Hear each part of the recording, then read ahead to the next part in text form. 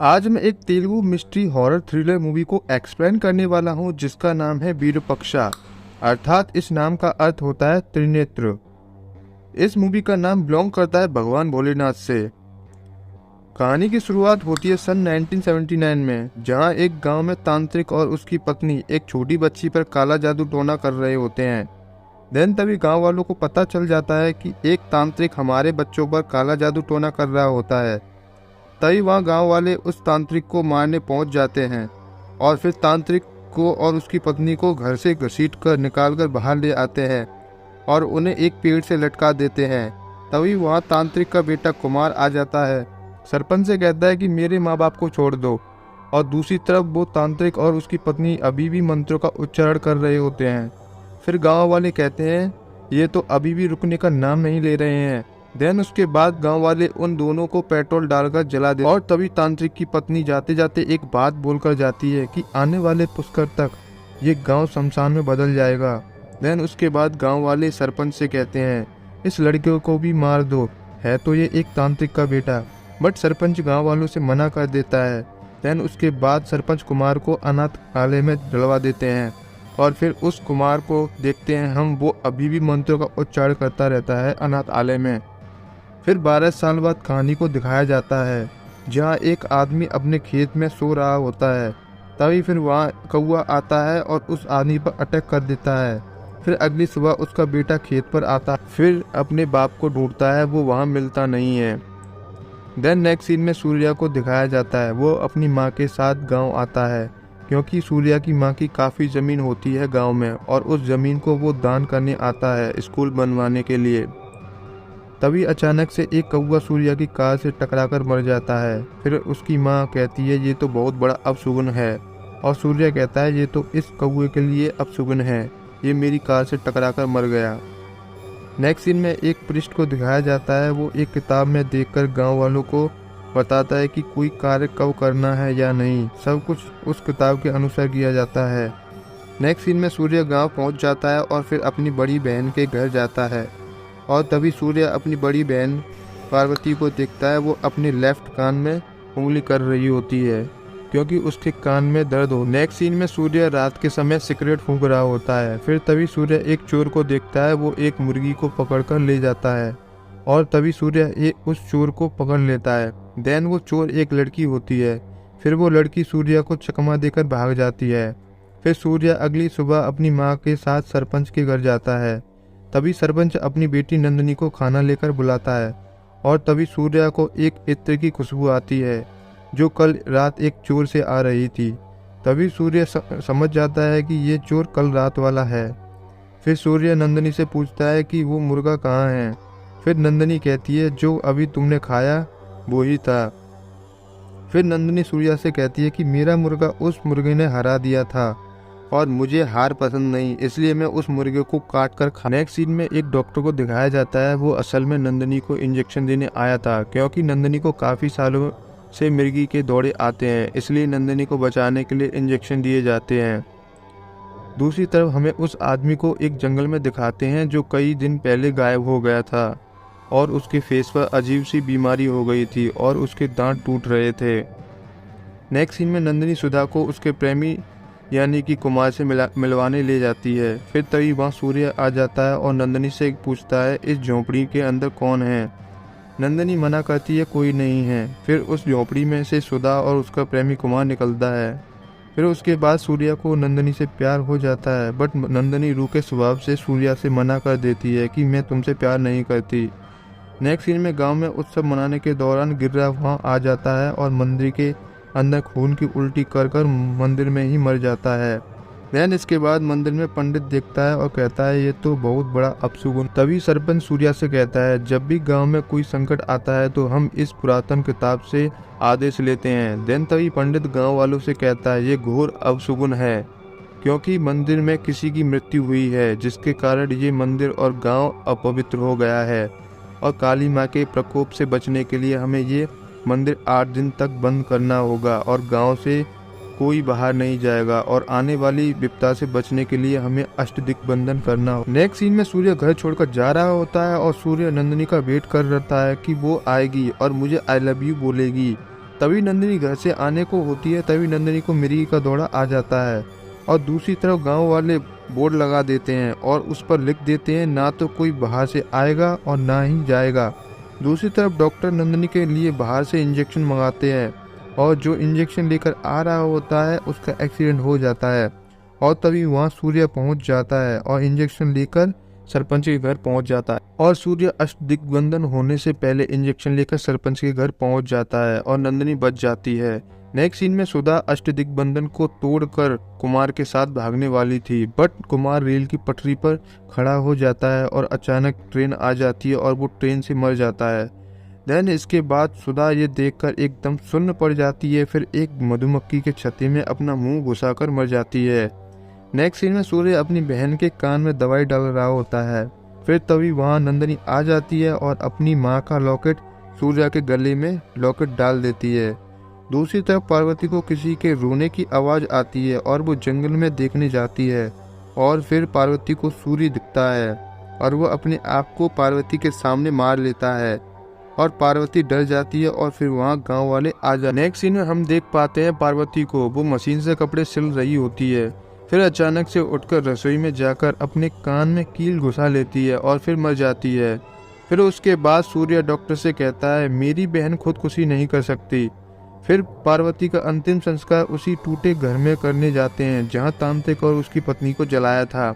और फिर सूर्य जब मरी हुई बहन के कान में नाम पुकारने जाता है तो उसे शक हो जाता है कि मैंने तो उसके लेफ्ट कान में दवाई डाली थी। देन फिर इसके बाद दूसरे गांव वाले वहां आ जाते हैं और कहते हैं यहाँ क्या हो रहा है। तभी फिर वहां से एक कौवा उड़कर जाता है, फिर अचानक से मर जाता है और तभी वहाँ एक अघोरी देखता है मरे हुए कौवे को।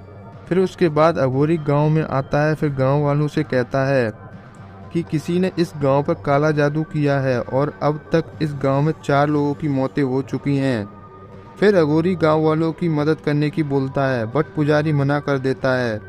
फिर अघोरी ये बोलकर चला जाता है कि अब तो तुम्हारी शिव ही। नेक्स्ट सीन में सूर्य डॉक्टर से कहता है कि मेरी बहन ने आत्महत्या नहीं की क्योंकि मेरी दीदी के लेफ्ट कान में दिक्कत थी। फिर डॉक्टर कहता है कि अघोरी ने ये सब कुछ कहा, ये क्या सच है? फिर सूर्य कहता है कि दीदी की मौत कैसे हुई ये तो मैं पता लगा कर रहूँगा। फिर सूर्य डॉक्टर के साथ हर जगह छानबीन शुरू कर देता है और फिर सूर्य को सुधा की लाश एक जंगल में मिलती है। और एक बात और मैं आप दो को बता दूं, जब सुधा गांव से बाहर गई थी तभी अष्टबंधन टूट गया था। फिर सूर्य कुमार की तलाश करता है बट वो भी मर चुका था। फिर सूर्य पुजारी के पास जाता है और पुजारी से कहता है कि वो अघोरी सही कह रहा था, बट पुजारी कहता है कि अभी तो 3 लोगों की मौत हुई है। बट सूर्य पुजारी से कहता है कि जब सुधा अपने प्रेमी से मिलने गई तभी रेल एक्सीडेंट में कुमार की मौत हो गई। फिर सुधा कुमार की मौत की सदी में घर आ रही थी कि तभी सुधा का मुंह मधुमक्खियों के छत्ते में घुस गया और तभी सूर्य वहां आ जाता है सुधा को बचाने, बट सूर्य से पहुंचने से पहले सुधा मर चुकी थी। फिर सुधा की मौत देखने के बाद सूर्य ने मेरी बहन पार्वती के सामने खुदकुशी कर ली। फिर उसके बाद मेरी बहन ने भी खुदकुशी कर ली, यानी कि मरने वाले को जो कोई भी देख ले अगली मौत उसी की है। और नंदिनी ने पार्वती की मौत देख ली थी, अब नंदिनी की बारी है। फिर सूर्य वहां से नंदिनी को बचाने जाता है। दूसरी तरफ नंदिनी एक जंगल में उसी घर के पास जाती है और वहाँ एक कुएं में मरने कूद जाती है। देन फिर सूर्य वहाँ आकर नंदिनी को बचा लेता है। देन फिर पुजारी कहता है जो 12 साल पहले हुआ था वो अब हो रहा है। जितनी भी मौतें हुई हैं वो सब उस घर में जलाई जा रही हैं। फिर पुजारी कहता है इन सब से बचने के लिए किताब में कुछ उपाय होगा। फिर सरपंच उस किताब को लेने दूसरी तरफ डॉक्टर सूर्या को बताता है कि 12 साल पहले एक महामारी फैली थी, बच्चे मर रहे थे, किसी को भी मौत की वजह पता नहीं चल रही थी, मेरी हर कोशिश नाकाम हो रही थी। फिर इसके बाद वेंकटेश हमारे गांव रहने आया और वो वहीं बस गया और वो किसी से भी मिलता जुलता नहीं था। इतनी मौतें हुई, गांव शमशान बन गया। जिस घर में भी बच्चा था वहाँ मौतें दस्तक देने लगीं। फिर इसके बाद सरपंच कहता है कि किताब के मुताबिक हमें मृत्युंजय का हवन करना होगा। ये सोचकर हमें राहत मिली कि पुजारी की अगले दिन अनुष्ठान करेंगे। उसी वक्त सिद्धिया को वेंकटेश दिखा। वो कार में से एक छोटी बच्ची को अपने घर में ले जाते दिखा और घर के अंदर जो हो रहा था उसे देखकर हैरान रह गया और उसने पूरे गांव में अफवाह फैला दी कि वेंकटेश और उसकी बीवी काला जादू टोना कर रहे। लोग पहले से ही अपने बच्चों की मौत से परेशान थे, जो उन्हें एक लाश के साथ काला जादू करता देखा तो उनका गुस्सा फूटने लगा और उन्होंने उसे और उसकी पत्नी को पेड़ से बांधकर जिंदा जला दिया। फिर उस हादसे के कुछ दिन बाद ये सुनकर उस घर में आत्माएं निवास कर रही हैं, तो पुजारी जिन ने एक शांति भंग किया और घर को हमेशा के लिए बंद कर दिया। इसके बाद उस घर में किसी के भी जाने के लिए हिम्मत नहीं हुई। वापस कहानी पर आते हैं। फिर सूर्य और डॉक्टर उस घर में जाते हैं छानबीन करने, क्योंकि सूर्य कहता है मुसीबत यहीं से शुरू हुई और हल भी यहीं मिलेगा। दूसरी तरफ पुजारी किताब में देखकर कहता है इस मुसीबत से बचने का केवल एक ही रास्ता है। पुजारी कहता है कि 6 फुट का एक ताबूत तैयार करो। पुजारी कहता है बुरी आत्मा के प्रभाव को उसमें डालना होगा और गांव की उत्तर दिशा में गोला चक्कर में रखना होगा। ग्रहण शुरू होते ही बुरी शक्तियां कमजोर पड़ जाती हैं। उस वक्त जो भी जिंदा रहना चाहता है तो उसे अपना खून देना होगा। ग्रहण खत्म होने से पहले शरीर को ताबूत के साथ जलाया जाए तो बुरी शक्ति हमेशा के लिए कैद हो जाए। फिर सरपंच पुजारी से कहता है कि आप लोग मेरी बेटी की बलि देना चाहते हैं। फिर उसके बाद गांव वाले नंदिनी को ताबूत में बंद करने लिए जाते हैं। जैसे ही सूर्य वहां नंदिनी को बचाने आ जाता है, फिर सूर्य गांव वालों से कहता है इस प्रॉब्लम का सॉल्यूशन मैं लाऊंगा। फिर सूर्य गांव के बाहर जाता है। उसी वक्त दूसरे गांव वाले वहां आ जाते हैं। वो सूर्य को गांव के बाहर जाने से रोकते हैं, बट सूर्य कार को लेकर निकल जाता है। उसके बाद सूर्य उस अनाथ बच्चे को ढूंढने जाता है और जो अनाथ बच्चा होता है वो ही भैरव होता है। फिर उसके बाद सूर्य एक जंगल में भैरव को ढूंढने जाता है। फिर वहाँ सूर्य को कुछ अघोरी मिलते हैं और फिर अघोरी सूर्य पर अटैक कर देते हैं। फिर एक अघोरी सूर्य पर मंत्र उच्चारण करता है, बट मंत्र सूर्य पर काम नहीं करता और वो सूर्य को दुश्मन समझ लेते हैं। फिर एक अघोरी सूर्य को बचा लेता है। बचाने वाला अघोरी एक बार गांव आया था।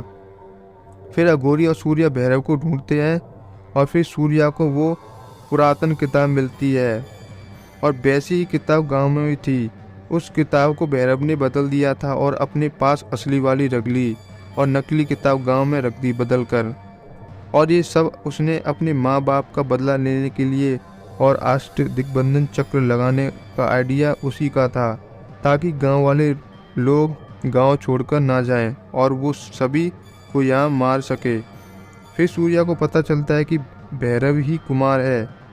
फिर अघोरी सूर्य से कहता है कि उस भैरव ने खुद को आत्मसमर्पण किया है और काला जादू करके, जैसे भैरव ने सुधा से प्यार का नाटक करके उससे अपने पास बुलाया और सुधा की आंखों के सामने रेल एक्सीडेंट में मर गया और फिर वो मरने के बाद सुधा की आंखों में प्रवेश कर गया और फिर जो कोई भी मरने वाले की आंखों में देख लेता। दूसरी तरफ गांव वाले नंदिनी को ताबूत में बंद करके ले जाते हैं और दूसरी तरफ सूर्य अघोरी को लेकर आ रहा होता है, तो दूसरे गांव वाले सूर्य पर अटैक कर देते हैं और दूसरी तरफ वो लोग नंदिनी को ताबूत में जलाने की तैयारी कर रहे हैं और सब उस ताबूत पर एक एक करके खून की बलि देते हैं। फिर वह सूर्य आ जाता है और पुजारी से कहता है ये किताब बदल दी गई थी। फिर सूर्य देखता है कि सब लोग उस शैतानी शक्ति के बस में थे, क्योंकि इन लोगों ने खून की बलि दी थी। अघोरी सूर्य से कहता है ये तंत्र मंत्र मेरे से परे है और तुम ही ढूंढ सकते हो इस समस्या का हल। फिर तभी सूर्य रुद्रवन यानी कि सरपंच के पास जाता है और वो सरपंच सूर्य को बताता है कि वो नंदिनी वेंकटेश तांत्रिक की बेटी है। एक दिन जब हम उस घर को बंद कर रहे थे, तभी मुझे उस घर में से किसी की रोने की आवाज़ आई थी और एक छोटी बच्ची थी, तो उसे मैंने अपनी बेटी की तरह पाला और मैंने गांव वालों को नहीं बताया कि ये वेंकटेश की बेटी है, नहीं तो वो मार देते उसे। फिर सूर्य समझ जाता है कि नंदिनी ही शैतान है और ये सब नंदिनी ने ही किया है। फिर सूर्य गांव वालों को नंदिनी से बचाने भागता है। जैसे ही नंदिनी गांव वालों को अपने वश में करके आग में जलाने वाली होती है, तभी सूर्य वहाँ और नंदिनी को समझाने की कोशिश करता है। फिर नंदिनी सूर्य से कहती है इन गांव वालों ने मेरे माँ बाप को मार डाला। फिर सूर्य कहता है ये सब गांव वालों ने अनजाने में किया। फिर कहता है ये सब तुम्हारे बाप वेंकटेश की गलती थी। फिर नंदिनी सूर्य से कहती है कि तुमने भी मेरे बाप को गलत समझा। जब हम इस गांव में आए थे, मेरी माँ अपाहिज थी। उनका इलाज कराते कराते मेरे पापा हार चुके थे, बट उन्हें पता था तंत्र मंत्र से मेरी माँ ठीक हो सकती है। उन मंत्रों से जो अथर्ववेद में मौजूद हैं, उन्होंने ऊर्जा को काबू करना सीखा और उन विद्याओं में माहिर हो गए और उन्होंने अनोखा आविष्कार। वो तांत्रिक यंत्र हमेशा बुरी शक्तियों से बचाएगा। फिर उसके बाद मेरी माँ ठीक तो हो गई, बट वो एक जिंदा लाश की तरह थी। फिर मेरे पापा को एक मरी हुई बच्ची दिखी और उसे घर ले आए, और क्योंकि मरे हुए शरीर में और उनकी आंखों में थोड़े समय के लिए जान होती है, तो फिर वेंकटेश तंत्र मन से अपनी बीवी की आत्मा को उस मरी हुई लड़की के शरीर में ट्रांसफर कर रहे थे।